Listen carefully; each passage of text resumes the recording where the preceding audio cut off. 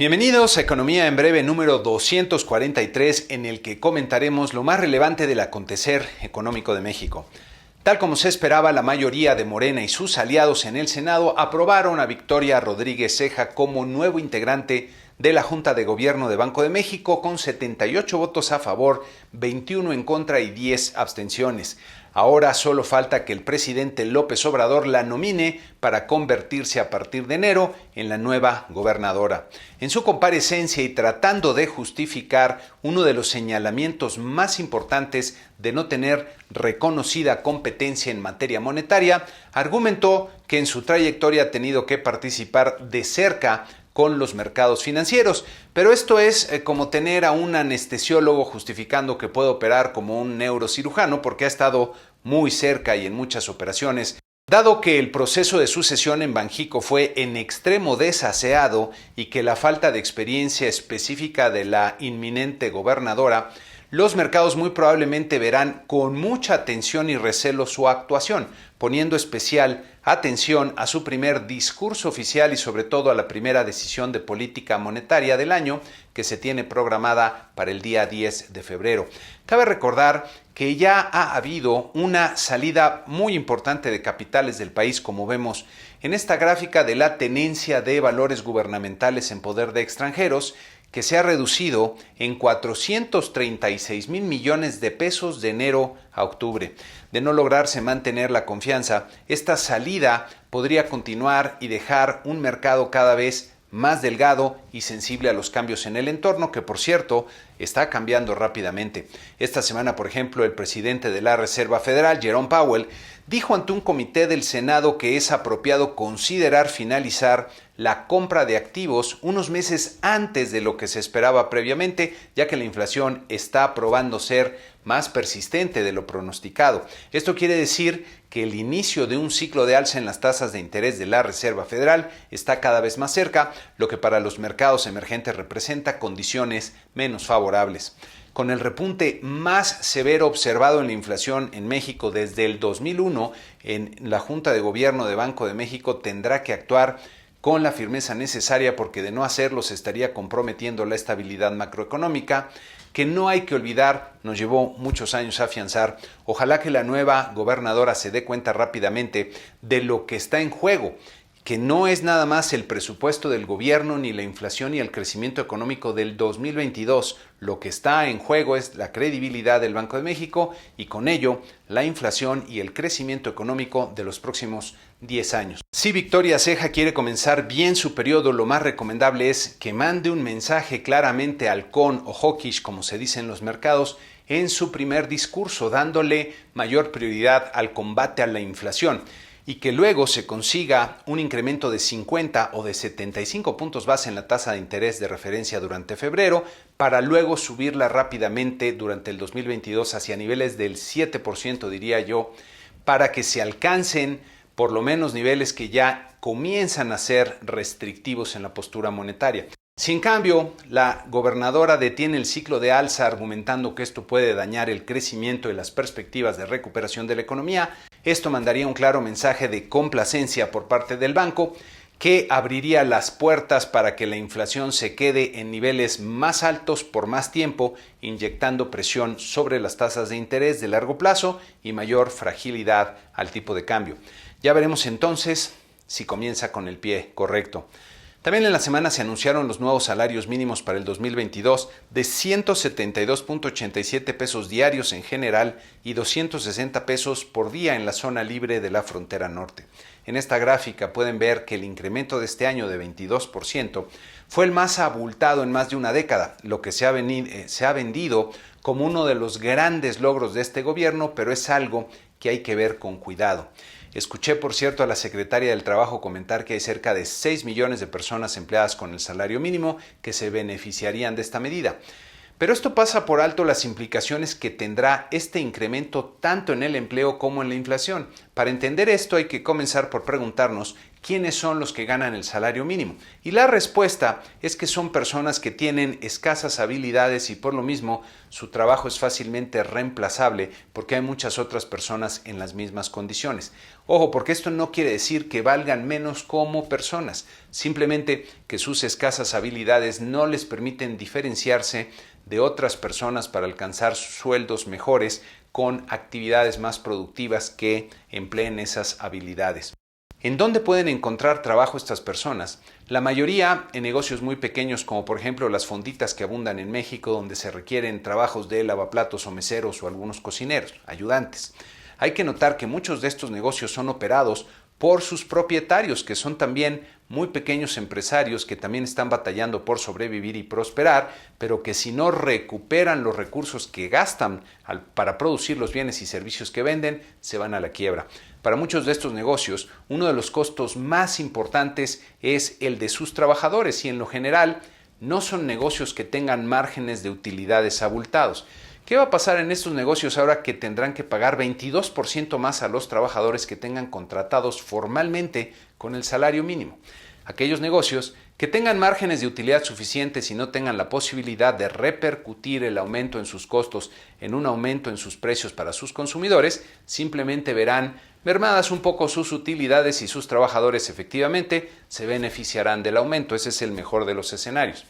Pero no es difícil pensar que este no será el más frecuente de los casos. Aquellos negocios que estén batallando por sobrevivir y no tengan márgenes para observar el impacto, tendrán que decidir entre alternativas nada deseables. O transmiten el incremento de sus costos a los precios de sus consumidores o despiden a algunos de sus trabajadores para mantener en la formalidad a los que siguen contratados o evaden el incremento y se ubican en la informalidad o de plano tendrán que cerrar el negocio.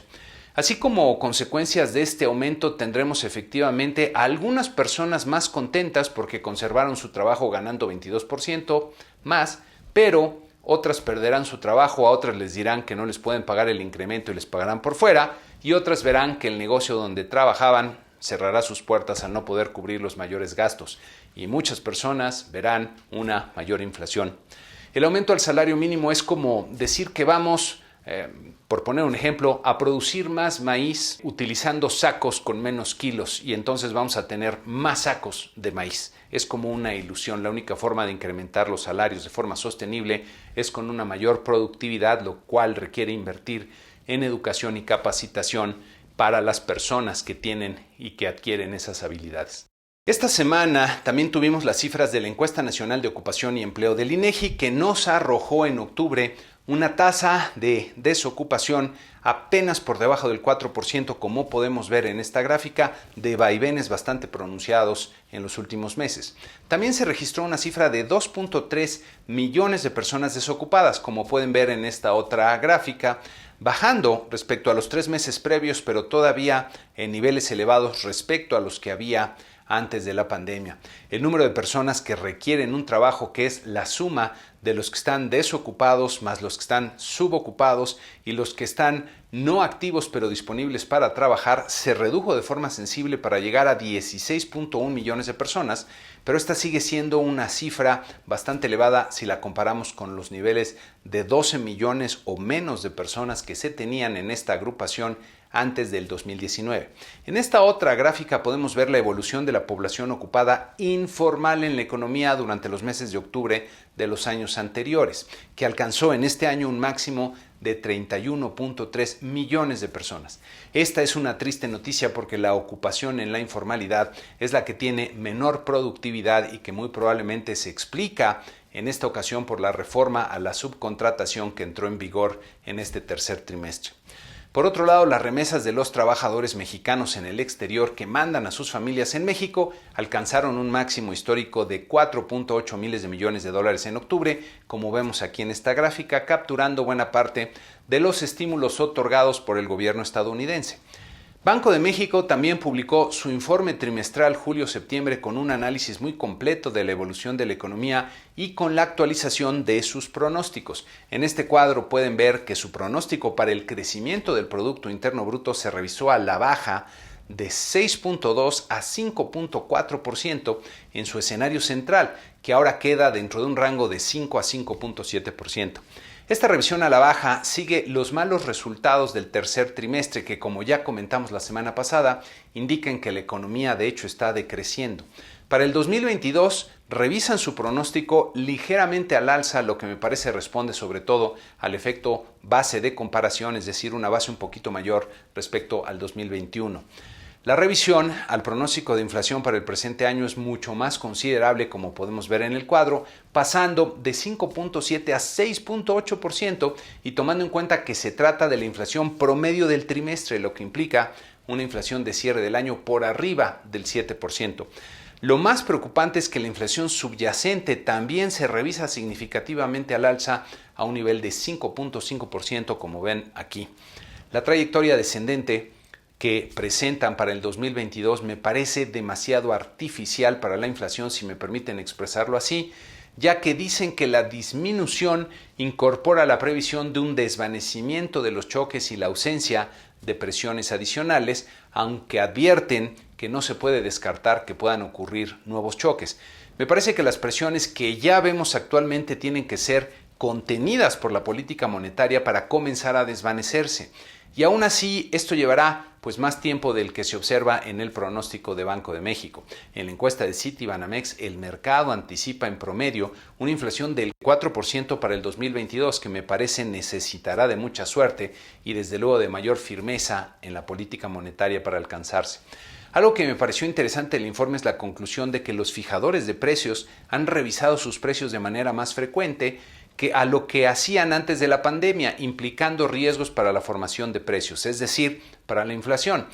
Las cifras de actividad financiera, en otro tema, presentan una mejoría tenue por el lado del crédito, como vemos en esta gráfica, de los saldos nominales respecto al nivel que tenían en enero del 2017, como 100 en la gráfica, con el crédito a la vivienda en una tendencia de alza prácticamente ininterrumpida en la línea azul, luego de una mejoría apenas perceptible en el crédito a empresas y personas físicas con actividad empresarial en las barritas y un estancamiento del crédito al consumo durante octubre en la línea roja. Al abrir el crédito al consumo, vemos que el de nómina y los créditos personales muestran mejoría, mientras que la tarjeta de crédito retrocede un poco y el crédito automotriz está básicamente estancado. El indicador IMEF presentó un retroceso tanto en manufacturas como servicios durante noviembre, con lo que se desvanece la mejoría observada en octubre, quedando muy cerca del umbral de los 50 puntos en ambos casos, recordando que este umbral es el que marca la diferencia entre la expansión por arriba de 50 y contracción por debajo de 50.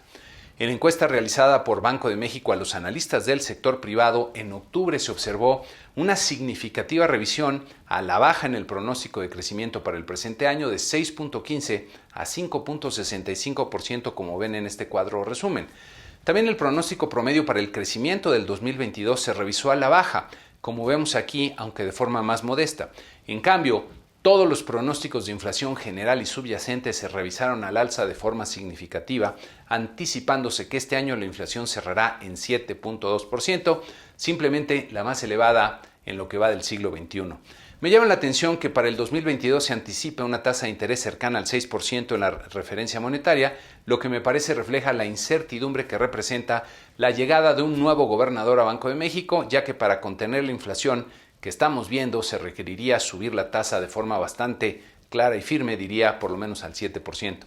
En Estados Unidos tuvimos una decepción importante en el reporte de empleo de noviembre, que arrojó una creación de 210,000 empleos no agrícolas, cuando el mercado anticipaba 545,000, en lo que puede ser una señal de enfriamiento del ritmo de expansión de la economía. La tasa de desempleo siguió descendiendo, lo que fue una buena noticia, como pueden ver aquí, alcanzando 4.2% cuando se anticipaba 4.5%, lo que contrasta con la desaceleración en las nóminas no agrícolas. Las ganancias medias por hora crecieron 0.3% en noviembre, un poco por debajo del 0.4% esperado, y como pueden ver en esta gráfica, han estado aumentando mucho más rápido a la tendencia que tenían antes de la pandemia.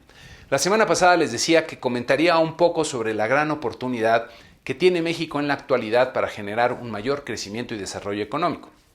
así como más bienestar para nuestra población. Por un lado, Una de las necesidades más apremiantes de la humanidad es transitar hacia la utilización de energías limpias. Especialmente en Estados Unidos se están tomando ya acciones muy importantes como el plan de infraestructura muy cuantioso de la administración Biden para promover esta transición y combatir el cambio climático que nos pone en riesgo a todos.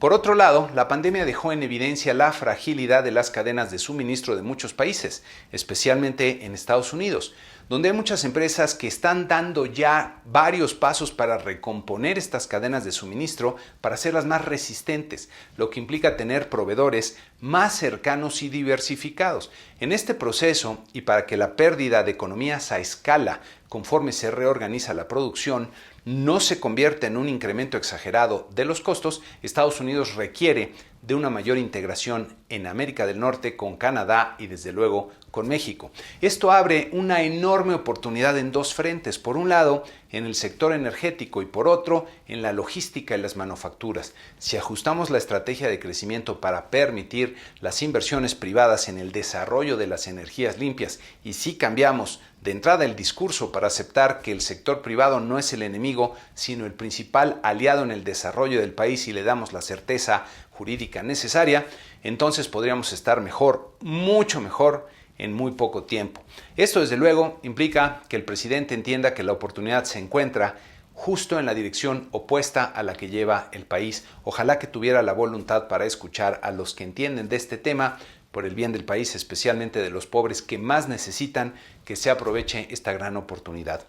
Para la semana que inicia tendremos en México las cifras de la industria automotriz de noviembre, inversión fija bruta y consumo privado interior del mes de septiembre, la inflación de noviembre y la actividad industrial del mes de octubre. En Estados Unidos destaca la inflación al consumidor de noviembre que se publicará hasta el viernes. Y para la sección Da Vinci les tengo una reflexión que espero encuentren de gran valor como a mí me pareció. Si yo les preguntara por qué los seres humanos somos la especie dominante del planeta, tal vez muchos me responderían que esto es gracias a nuestro cerebro y nuestra capacidad para razonar. Para contrastar esta idea, el profesor de Biología Evolutiva Humana de la Universidad de Harvard, Joseph Henrich, propone un experimento interesante, por cierto, en su libro, que es muy bueno. Si a ti y a otros 49 compañeros de trabajo los ponen a competir con un grupo de 50 monos capuchinos de Costa Rica, dejándolos en el bosque tropical de África Central, tal como Dios los trajo al mundo, dejándolos 2 años ahí para luego regresar y ver de qué grupo quedan más individuos vivos, ¿quién creen que ganaría la prueba? Lo más probable es que prevalezcan los monos con todo en nuestro intelecto superior. Vale la pena leer el libro para ver la evidencia que muestra el profesor Henrich, que por cierto, no tengo ningún interés comercial en hablarles de este libro, pero vale la pena leer para reflexionar sobre lo que realmente nos distingue a los seres humanos y nos da la ventaja sobre todos los demás seres vivos. Y con esto concluimos este programa número 243 con la invitación de siempre a suscribirse al canal. Si el programa les gustó, les pareció útil, que le den like, que lo compartan entre aquellos a los cuales consideran que les puede ser de utilidad, que me manden cualquier comentario aquí a mi correo en las redes sociales, pongan algún comentario donde subo el programa y desde luego que sigan haciendo sus aportaciones en las cuentas que tienen aquí, que ya conocen para ello, esperando a ver en el 2022 algún cambio haremos a estos esquemas, espero poder aportar un poco más de valor con el tema, con los contenidos del programa, estén pendientes. Y con esto terminamos, muchas gracias y que tengan una excelente semana.